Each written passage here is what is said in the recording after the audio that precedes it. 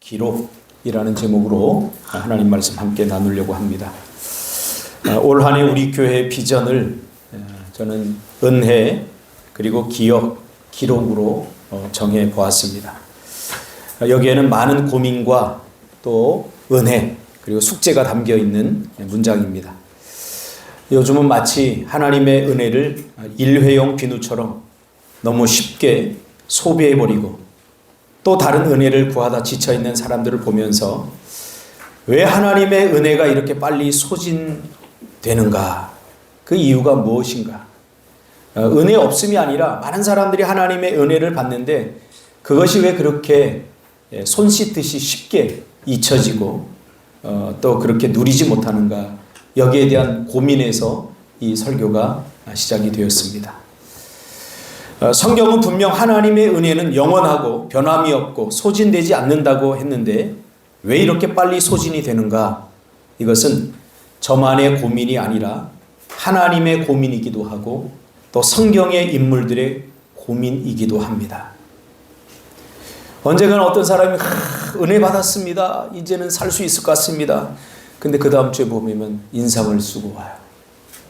왜 이렇게 우리의 은혜는 이렇게 값싼 누림 속에 있는가?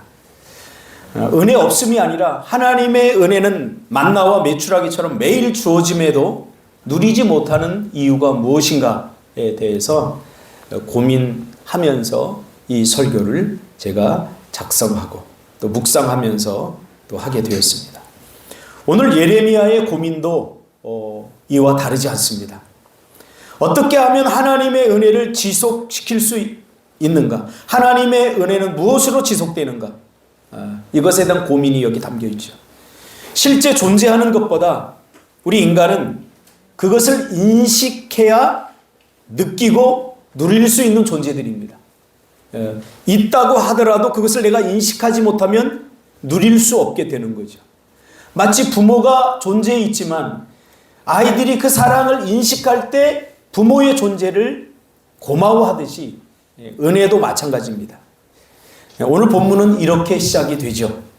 너는 두루마리 책을 가져다가 내가 네게 말하던 날 곧 요시아의 날부터 오늘까지 이스라엘, 유다 모든 나라에 대하여 내가 네게 일러준 모든 말을 거기에 기록하라. 자, 이게 무슨 말인가 하면 우리는 이 본문만 보면 이게 무슨 말인지 잘 이해가 안 가요. 그런데 이렇게 말한 그 배경을 보고 보면 이게 무슨 말인지 이해가 되는 거죠. 그렇죠? 자, 요시아의 날부터 이런 말이 나와요. 때는 요시아 때로 거슬러 올라가야 됩니다. 요시아는 8살 때 유다의 왕이 되고 또 16세 때 하나님을 만나게 됩니다. 그리고 26세 때 성전을 수리하다가 책을 발견하게 되는데 우리는 보통 그냥 그게 하나님의 말씀이겠지, 두루마리겠지 이렇게 생각하는데 구체적으로 그게 바로 신명기입니다. 신명기 책을 발견하게 됩니다. 그 책을 보니까 지금 우리가 신앙생활을 하고 있는데 이게 다 엉터리예요. 전통적으로 신앙생활을 해 나가고 있는 거예요. 하나님의 말씀대로 하는 것이 아니라 전통적으로 해 나가고 있는 거예요, 신앙생활을. 그래서 요시아가 개혁을 일으키죠. 다시 말씀으로 돌아가자. 그래서 요시아의 개혁이 일어나기 시작합니다. 그러면서 산당과 아세라 목상을 불살라버립니다. 이때만 해도 이스라엘 백성들이 하나님도 섬기고 우상도 섬기는 일이 흔했어요. 이것을 그렇게 문제 삼지 않았어요. 심각하게 생각하지 않았어요. 그래도 되는가 보다 이렇게 생각했죠. 그런데 신명기를 보니까 그것이 우상숭배라는 사실을 분명하게 신명기에 기록하고 있거든요. 그래서 산당을 다 없애버립니다. 여러분, 산당이라고 하는 것은 오늘날로 말하면 우리의 먹고 사는 거예요. 그 산당을 숭배하지 않으면 우리가 말하는 그런 어떤 제단이 아니에요. 그 삶의 방식이었고 그 사람들이 존재하는 이유이기도 했어요. 특별히 농사를 지어야 되는 그 사람들에게 있어서 그 산당에서 그들이 섬기던 신들은 신이 아니라 그냥 당연히 오늘날 우리가 돈을 귀하게 여기는 거죠. 돈이 없으면 못 살지 않습니까? 그런 것처럼 그들은 당연하게 여기는 삶의 방식이었어요. 산당이라고 하는 것은. 그런데 그것이 우상숭배라는 사실을 신명기에서 분명히 이야기를 합니다. 그래서 산당을 불살라버리고 아세라 목상 그것을 빻아버리고, 특별히 이 우상의 제사장들을 그 무덤을 다 파서 꺼내서 그거를 빻습니다. 다 빻아서 무덤에 다시 뿌려버리는 이런 충격적인 퍼포먼스를 합니다. 그러니까 완전히 개혁이 일어나요. 우리가 지금까지 잘못했구나 한 것을 발견하게 됩니다. 그리고 무너졌던 예배를 회복하고 제도를 개선하고, 그리고 그때까지만 해도 제사장들에게, 레위인들에게 11조를 드리지 않았어요. 왜냐하면 성경에 의하면 레위 족속들은 교회와 또 성막 돌보는 일을 하기 때문에 일을 하지 않고 나머지 다른 지파들이 11조를 드리서 그들을 먹여 살렸거든요. 근데 그 모든 일들, 그러니까 성경에서 요구했던 모든 일들이 다 중단되어 있었어요. 그런데 요시야가 하나님의 말씀을 보고 그대로 다시 회복하는 일이 일어납니다. 그게 뭐라고요? 신명기예요. 신명기. 예레미야는 그때 발견된 책 이 신명기를 읽으면서 자란 세대입니다. 그래서 예레미야는 신명기를 먹고 그 책의 메시지를 삶으로 살아내면서 자랐어요. 그 말씀대로 사는 거죠. 그 말씀이 오늘 이 예레미야를 만들어낸 것입니다. 고상한 선지자, 눈물의 선지자, 말씀이 그가 됐고 그가 말씀이 된 거죠. 그러던 어느 날 하나님은 이 예레미야를 불러서 그때 발견된 두루마리, 즉 신명기를 가져다가 내가 내게 일러준 모든 말을 기록하라 라고 말씀하고 있는 것입니다. 이 말은 뭐냐면 오늘 우리가 많이 하는 필사를 하는 거예요. 필사. 자, 너 성경 신명기 많이 읽었지? 이제는 다시 그 말씀을 다시 기록해. 이렇게 하는 거예요. 신명기는 광야와 약속의 땅 접경에서 모세가 한 연설을 기록한 내용들이죠. 애굽에서 구출되었고 광야에서 어떻게 그들의 생명이 보존됐고 또 축복의 삶을 어떻게 약속을 받았는지 그것을 기록한 책이에요. 그런데 이게 처음부터 기록된 게 아니라 처음에는 구전으로 전해졌어요. 성경이 기록되기 전에 성경이 기록된 시점이 있는데 성경이 기록된 시점 이전에는 이러한 모든 믿음의 내용들, 이런 역사들이 입에서 입으로 구전으로 전해왔던 거죠. 근데 구전에 한계가 있습니다. 구전은 바로 기억이기 때문에 기억에 한계가 있는 거죠.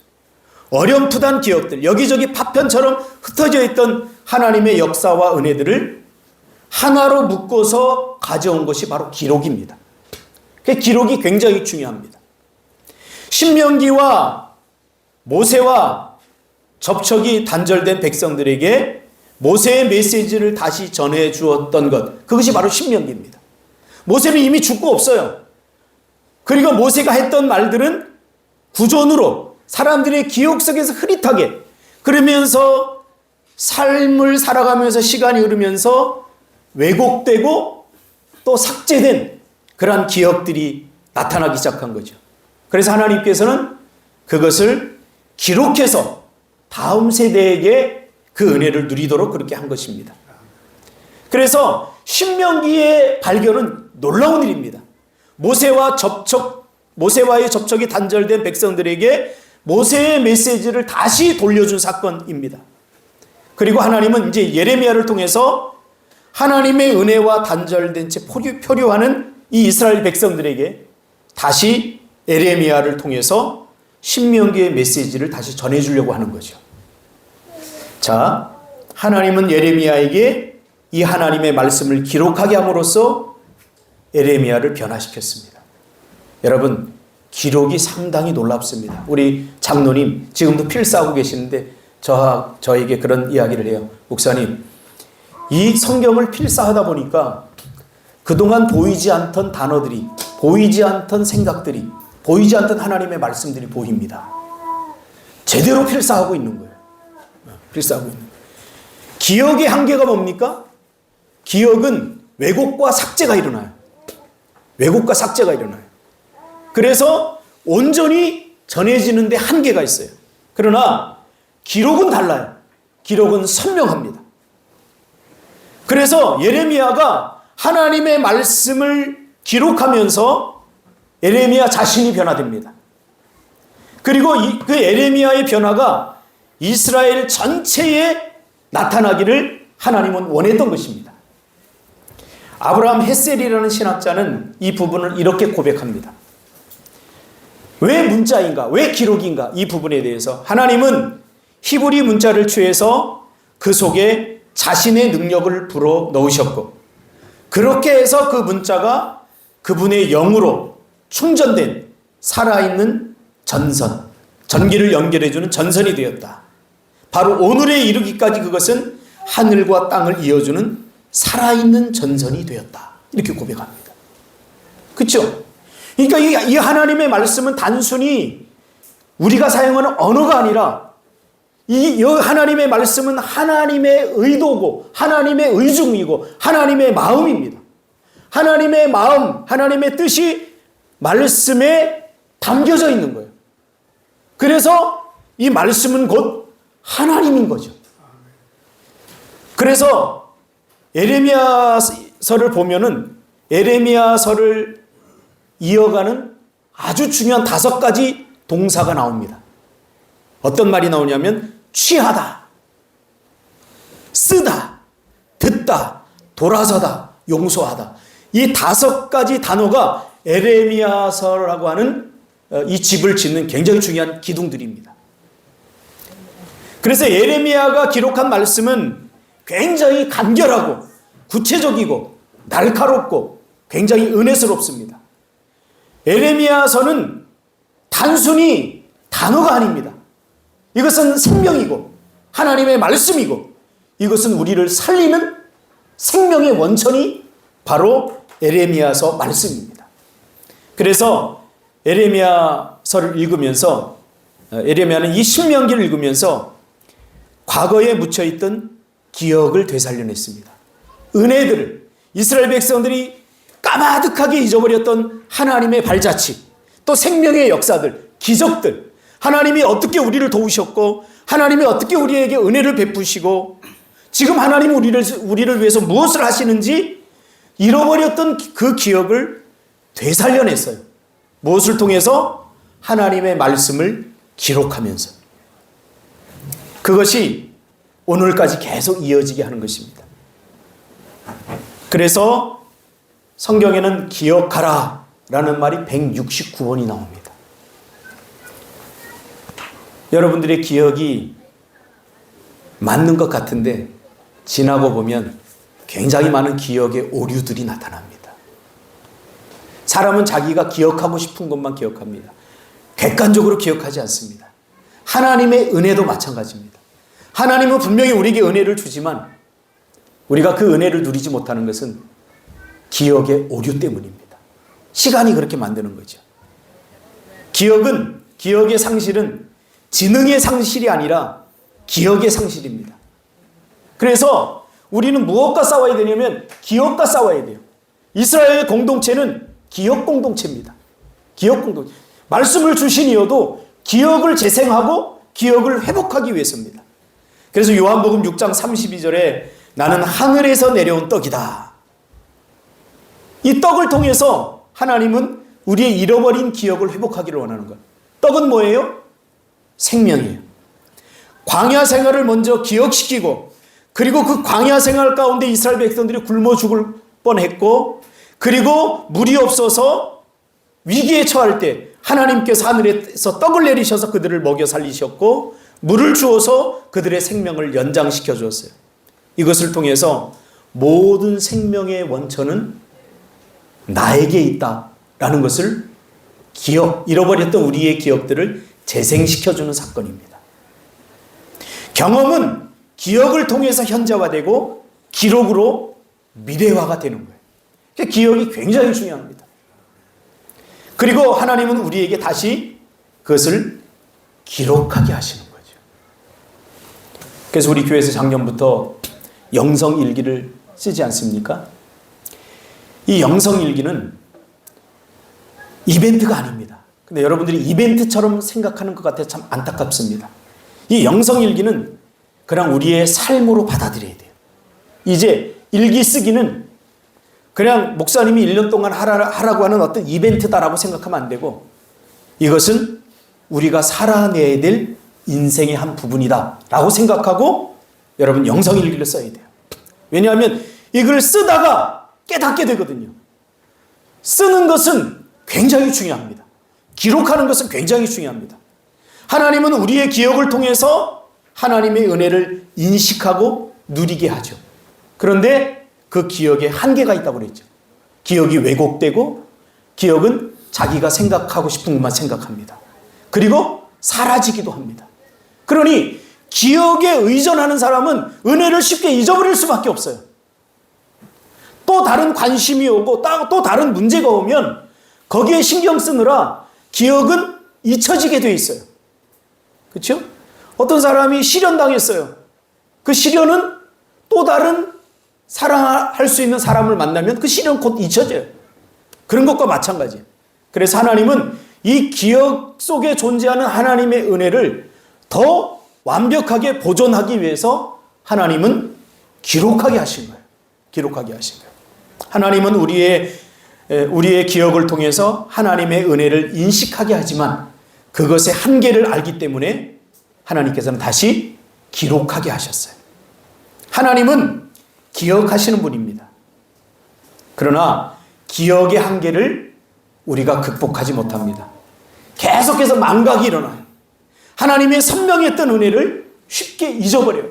그래서 어제까지만 해도 하나님 내 인생을 주님께 바칩니다, 막 이런 고백을 하고도 며칠이 못 가서 하나님이 정말 살아계시기는 한 겁니까? 이런 고백을 해요. 이게 뭐예요?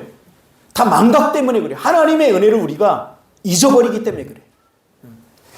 그래서 그것을 극복하게 하기 위해서 하나님께서는 기록을 통해서 극복하게 하시는 거예요. 기록은 흐릿해질 수 있는 기억을 도와줌으로 하나님의 은혜를 지속시키며 누리게 해줍니다. 그래서 우리가 영성일기를 쓰고 우리의 삶을 매일매일 기록하는 것은 신앙입니다. 신앙. 제 이야기가 아니라 성경이 우리에게 요청하고 요구하는 것입니다. 또한 성경 말씀은 추상적이며 전통적인 언어가 아니라 경험과 행위에 관한 실체입니다. 많은 사람들이 신앙이 성장하지 않는 것은 굉장히 신앙생활을 추상적으로 생각해요. 관념적이고 개념적으로 생각해요. 그러니까 어떤 고백을 하냐면 하나님의 말씀이 다 좋고 하나님의 말씀이 다 맞는데 그대로 살아가는 것은 불가능합니다. 이런 어려움에 다 직면하게 됩니다. 그리고 하나님의 말씀을 선택해서 선택적으로 실천하려고 합니다.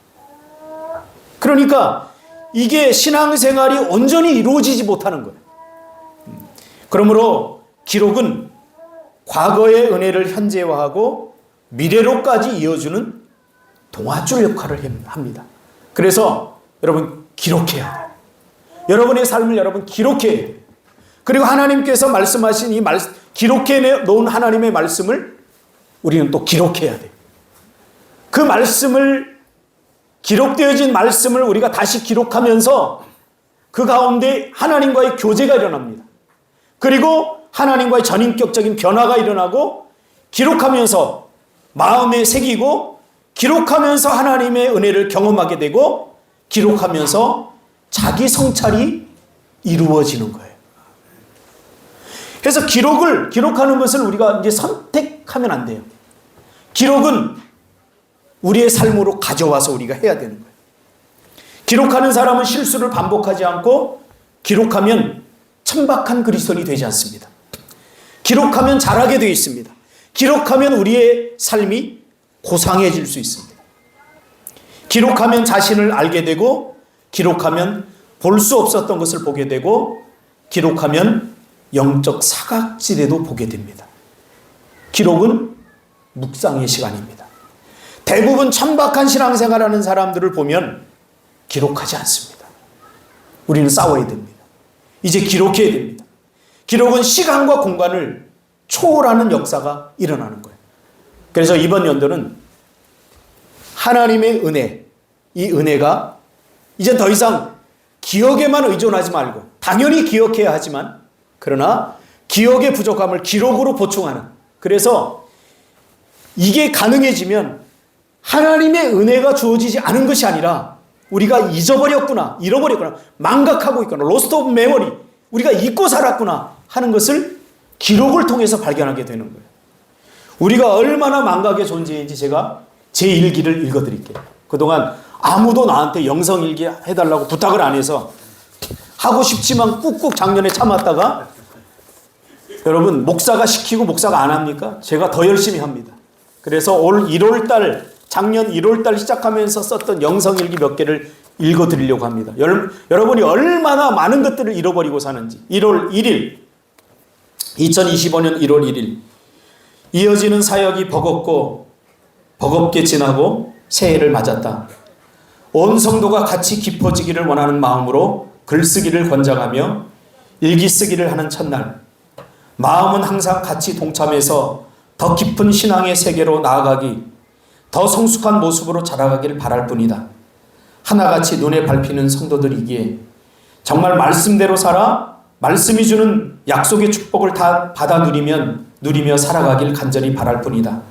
하나님이 나에게 주신 나의 삶의 길을 찾아서 하나님이 나에게 주신 나로 살아가길 바랄 뿐이다. 제주에 온 지 어느덧 8년째. 특히 올해부터는 정말 성도님들과 함께 하루를 살아냈으면 좋겠다. 성도들에게 나는 어떤 목사인가? 성도들을 행복하게 하고 소중한 존재로 남기를 바랄 뿐이다. 1월 1일, 길지 않습니다. 1월 3일, 맑음. 에다미와 예원이가 아파서 마음이 아프다. 아니, 아픈데 낫지 않아서 마음이 아프다. 작년 1월 3일 날 쟤네들이 편도선과 또 코로나로 인해서 굉장히 많이 아팠어요. 근데 쟤네들 까마득하게 잊어버리고 있잖아요. 밤새 끙끙 앓는 모습이 안쓰럽다. 병원에 갔더니 중이염, 축농증에 독감까지. 어쩐지 쉽지 않더라. 그래도 알고 나니 그나마 위로가 된다. 어여 나아라. 아침 일찍 병원에 다녀와 피곤하여 잠시 눈을 붙이고 일어나니 창문 밖에 웬 자전거가 서 있다. 나가보니 주인은 없고 펑크난 자전거만 덩그러니 웬 자전거지 하는 순간 같이 축구하는 목사님이 자전거 타다 펑크나서 교회에 들렀단다. 제주살이의 고달픔을 함께 나누고 빼빼로 선물 주어 보내드렸다. 책장을 한 장 넘기자 지혁이한테 전화가 왔다. 선미 선생님이 신앙 상담하고 싶다고 저녁 7시에 만나 얘기 나누고 교회에 등록하기로 했다. 오늘은 내가 살아낸 날이 아니라 왠지 하나님이 피곤하고 지친 나를 잠시 쉬게 하고 나 대신 살아주신 날 같다. 감사하다. 1월 3일날 선미 선생님 저하고 만난 거 기억해요? 뻥치고 있네. 지금 기억해놓은 거 아니에요. 이게 전의식이에요. 전의식. 잊고 있다 누군가 툭 치면 생각나는 게 전의식이에요. 무의식은 생각이 안 나야 하지. 2025년 1월 7일 날씨, 겨울 날씨 차갑다. 을신년스럽다. 성경 인물 치유 시리즈란 제목을 걸고 극동방송 생방송을 1년 동안 진행한다. 뭐든지 시작은 그렇게 쉽지 않다. 다시 한번 나에게 묻는다. 나는 왜 이걸 하는가? 어떤 목적을 가지고 있는가? 내가 그동안 상담을 하면서 성도들 안에 있었던 심리적 갈등에 대해서 함께 하려고 뭔가 답을 주고 싶어서 시작했던 일인데 과연 이 방송은 순수한가? 순수하다면 어떤 식으로 방송을 해야 할까? 첫 방송은 녹화였고 오늘 사실 생방송을 했는데 생각 같지 않았다. 주님 도와주세요. 정말 필요한 사람들이 이 방송을 통해서 회복되고 다시 일어서기를 바랄 뿐입니다. 저를 사용해 주세요. 정말 형편없지만 그러나 나를 사용해 주세요. 감사해요, 주님. 이걸 읽으면서 그때의 기억이 또렷이 생각이 나고 그때 내가 어떤 느낌과 마음을 가졌는지 잘 생각이 납니다. 더 읽겠습니다. 여러분이 졸든 말든. 2025년 1월 9일 올겨울 들어 처음으로 겨울 닿았던 눈발이 흩날린 날. 조금 더 힘냅시다. 눈 오는 새벽 1100도로 주변에서 눈길을 헤치고 새벽 기도에 참석한 신전 자매를 보고 참으로 대견하게도 감사하게도 했던 오늘입니다. 요즘 새벽에 성도님들 진지하게 말씀을 듣고 간절하게 기도하는 모습에 참 안온한 은혜를 경험합니다. 올 한 해 정말 말씀대로 살도록 애써 봅시다. 특히 성경을 읽을 때는 교훈만 찾지 말고 스토리가 주는 아름다움을 느끼면서 공감하고 상상하며 고민하며 읽었으면 좋겠습니다. 고민 끝에 얻은 생각에는 힘이 있고 서사를 통해 익힌 유연한 사고가 우리를 깊이 있는 신앙으로 만들 테니 말입니다. 사랑합니다. 새벽에 배워요. 기억나니 신정이? 또 뻥치고 있네. 진짜 기억나죠. 감사해요. 2025년 1월 10일 날씨, 눈이 오고 굳은 날씨. 계속되는 새벽 기도에 영은 맑아지는데 몸은 많이 지쳐간다. 그래도 설교를 듣고 기도에 집중하는 이들이 있어 설교를 대충 할 수 없다. 그렇다 설교를 대충 할 수 없게 만드는 사람이야말로 정말 괜찮은 그리스도인이다. 부족하지만 너무 진지하게 너무 간절하게 듣고 기록하는 이들을 보면서 더욱 설교자로서 강한 책임의식, 의무 혹은 즐거운 마음도 가지게 된다. 그뿐인가 눈이 오고 길이 얼었을 텐데 신정이가 예배 시간이 조금 흐른 후에 교회에 예배당에 들어섰다. 오늘만큼은 오지 않아도 될 일인데 왔다. 나중에 듣고 보니 차가 시동이 걸리지 않아서 그 새벽에 레카차를 불러 시동을 걸어 교회에 왔다는 소식을 들었다. 감사할 따름이다. 나는 누군가의 의지를 꺾는 사람인가? 아니면 누군가의 사기를 높여주는 사람인가? 참 수준 높은 위로를 받았다. 고맙다 신정아. 내가 그날 이렇게 썼거든. 기억나죠 그날? 네. 나왔는데 시동이 안 걸려서 박준석 장로님 같으면 에이 잘됐다. 그리고 집으로 들어갔을 텐데 신정이는 들어가지 않고 레카차를 불렀어요. 이게 신앙이에요. 이게 인테그리티한 마음이에요. 그리고 1월 13일 날 우리 YLCC 캠프를 갔던 주간인데 그때에도 저는 포기하지 않고 썼어요. 일기를 짧게나마. 그때 책을 읽으면서 책의 내용도 기록하고 2025년 1월 13일 여행은 가는 일이 아니라 이곳을 벗어나는 일이다. 이곳을 벗어나야 이곳이 보인다. 지구를 벗어나야 지구가 보이듯이. 이렇게 짧게 썼지만 여기에 많은 제 마음이 담겨 있고 제 신앙의 고백이 담겨 있습니다. 2025년 1월 14일 새로운 길과 외로운 길은 같은 말이다. 왕이 되려는 자는 왕관의 무게를 견뎌야 하고 별이 되려는 자는 고독의 무게를 견뎌야 한다. 이렇게 썼고요. 2025년 1월 16일 하늘은 눈사람을 만들어 내리지 않는다. 하얀 재료만 내려보낸다. 그리고 지켜본다. 사람들이 그것으로 무엇을 만드는지, 사람을 만드는지, 탱크를 만드는지. 2025년 1월 18일 서쪽을 향해 앉은 사람 눈에는 해가 지는 모습만 보인다. 앉은 자리를 옮기기 어렵다면 시선을 옮겨라. 시선이 가는 쪽으로 인생도 간다. 2025년 1월 20일 강물에 젖지 않으려면 다리를 놓아야 하고 다리를 놓으려면 강물에 젖어야 한다. 세상 이치가 그렇다. 그냥 우연히 공짜로 얻어지는 건 없다. 계속 읽을까요? 하나만 더 읽고 마치겠습니다. 2025년 1월 21일 가슴이 따뜻한 사람이 아니라 등이 따뜻한 사람이 되라. 가슴은 내 앞에 선 사람을 껴안지만 등은 내 뒤에 선 사람을 껴안는다. 나보다 뒤처진 사람을 등에 업으면 내 등은 저절로 따뜻해진다. 여러분에게 요청을 했지만 여러분만 쓴 것이 아니라 저도 본이 되고자 제가 부족하지만 자꾸 이렇게 요구하는 것은 제가 잘해서가 아닙니다. 저는 여러분의 신앙의 본이 되고 싶습니다. 목사로서 연약하고 부족하지만 본이 되고 싶습니다. 그것이 내 삶에 유익이 되고 유익이 되었기 때문에 여러분들의 삶에도 유익이 될 거라고 생각하고 기록하자는 것입니다. 여러분 올 한 해 기록합시다. 제 설교의 요지는 다른 것 아닙니다.